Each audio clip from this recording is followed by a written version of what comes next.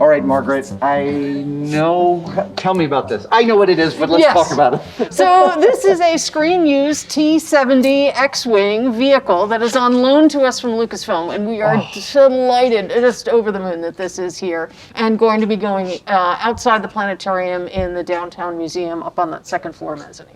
I don't think there's anything more appropriate than an X-Wing hanging in the Smithsonian Air and Space Museum, but let's talk right away. Yes. Because I know that some people might have an issue with that. Why does the premier museum of real aviation and real spaceflight want an imaginary spaceship? Yes, why?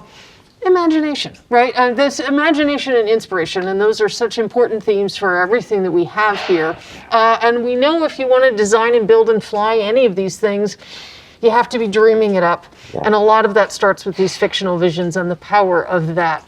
And so what better thing to bring in than an X-Wing fighter from the Star Wars universe? So the 6-year-old obsessed with X-Wings right now is the potential future aerospace engineer if you can show them the connection. I think so, and I think that when you look at the artistry of how this is designed, how it's developed, when you look at the difference between this and the T-65B that Luke Skywalker would have flown, right? You see an art designer who is then thinking about, what would the next generation look like? Right. How might they have developed the engines? How might have they developed the guns? And I love that interplay, because I think that the folks who are thinking up these props are digging deep into the technical manuals on actual fighters, right, and thinking about how do we translate some of that visually into this vehicle. And that virtuous cycle of imagination and inspiration that's built into every object in this place, and this firmly belongs in that pantheon. I think so, and I love it in conversation with the other objects, because I think that when we can put things next to each other, then you get to start to have some of those conversations, hopefully between various visitors, and being able to have this downtown will, I think, really spark that. Okay, so this is a room in which you bring in priceless, weird, unique, one-of-a-kind objects, and you make them ready for showtime. Yes. I'm curious as to what it was like to bring a fictional aircraft in here, and if your procedures had to change to accommodate it in any way. It's actually not that different. We've got the same people working on it who would be working on our real things, and we consider this a real piece of science fiction history. And then the techniques are the same. Yeah. We're trying to make sure that it's safe for hanging. We're really thinking about the rigging, about how we're best going to be able to support this vehicle. It's built so that it looks like it won't really exist well in 1G, right, in gravity, and that makes it challenging when you then and it was really built mostly to stand, although we can hang it. Right, it structurally wasn't built to hang. Oh, right, so that's a whole thing. So that's a whole thing. You have to engineer that. Then we're really thinking about, how, and so you can see all of the cranes and various test picks have been being done to make sure that everything stays visually the way that you want it to stay, while it's also safe. Okay, so the other thing another decision that gets made a lot here is how far to restore something or leave its original witness marks. But in the Star Wars universe, everything has already been pre-weathered to look like it's already been beat to hell.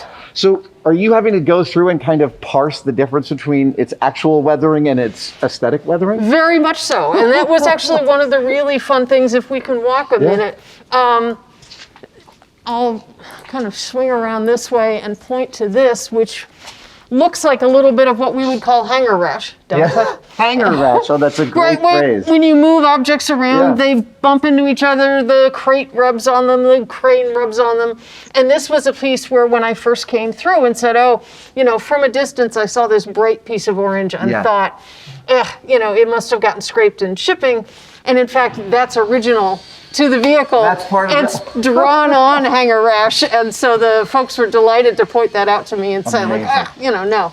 So, but yes, that's exactly it. Is trying to figure out how do we keep that worn, lived-in universe look that's integral to the artifact.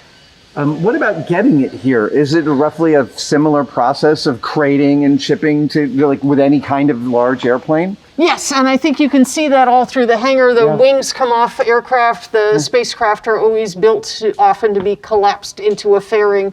So we work with that kind of stuff all the time. And I get to say we in a big, generous way that includes the historian amongst the people who actually know how to do this. And if the empire rises again, they'll ask for this back to fight for the cause? Potentially, and we're trying to keep it in the shape that it needs to be if it needs to go back into service.